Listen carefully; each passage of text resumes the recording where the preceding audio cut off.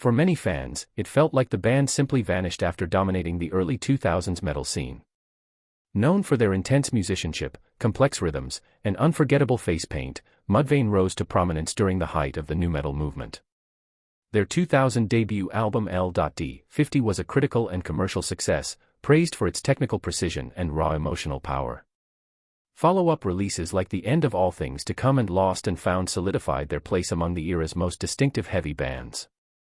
But by 2010, after releasing a self-titled fifth album, the group quietly stepped away, and the silence left fans wondering if something dramatic had happened behind the scenes. The truth is less scandalous than rumors suggested. There was no explosive public breakup, no headline-grabbing feud that tore the band apart. Instead, Mudvayne entered what members described as an indefinite hiatus. Years of relentless touring, recording, and label pressure had taken a toll. The band's lineup, vocalist Chad Gray, guitarist Greg Tribbett, bassist Ryan Martini, and drummer Matthew McDonough, had spent over a decade pushing themselves creatively and physically. Like many groups that experience rapid success, burnout became a real factor. At the same time, opportunities outside the band began to emerge. Chad Gray and Greg Tribbett shifted their focus to Hell Yeah, a supergroup that allowed them to explore a more groove-driven sound. That project gained traction and required significant touring, further distancing them from Mudvayne. Meanwhile, Ryan Martini pursued other musical ventures that highlighted his technical bass skills, and Matthew McDonough stepped away from the spotlight to focus on different creative paths.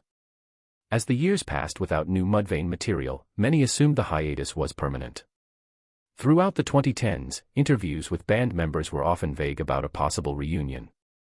Some comments hinted at unresolved tensions or simply the difficulty of aligning schedules and creative interests. The music industry itself was also changing rapidly, with streaming reshaping revenue models and the nu metal wave long past its commercial peak. Mudvayne's elaborate stage production and visual identity, once groundbreaking, would require significant investment to recreate. All of these factors contributed to the long silence.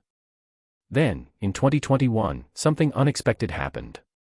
After more than a decade apart, Mudvayne announced a reunion and booked several major festival appearances. Fans were stunned and excited. The band returned with their signature theatrical makeup and high-energy performances, proving that the chemistry had not disappeared. The reunion wasn't framed as a nostalgia cash grab but as a genuine reconnection. Interviews suggested that time apart had eased past tensions and allowed members to appreciate what they had built together. Their comeback continued with touring runs that reintroduced them to a new generation of listeners. While they did not immediately release a full studio album, the renewed activity signaled that Mudvayne was no longer just a memory of early 2000s metal. Instead, they had become an example of how bands can step away, evolve individually, and later return with fresh perspective. So what really happened to Mudvayne? They didn't implode. They didn't publicly feud their way into oblivion. They burned out, branched out, and eventually regrouped. Their story reflects a common arc in heavy music: intense rise, creative exhaustion, and eventual rebirth. For longtime fans, the band's journey is proof that sometimes silence isn't the end of a story. It's just an intermission before the next act begins.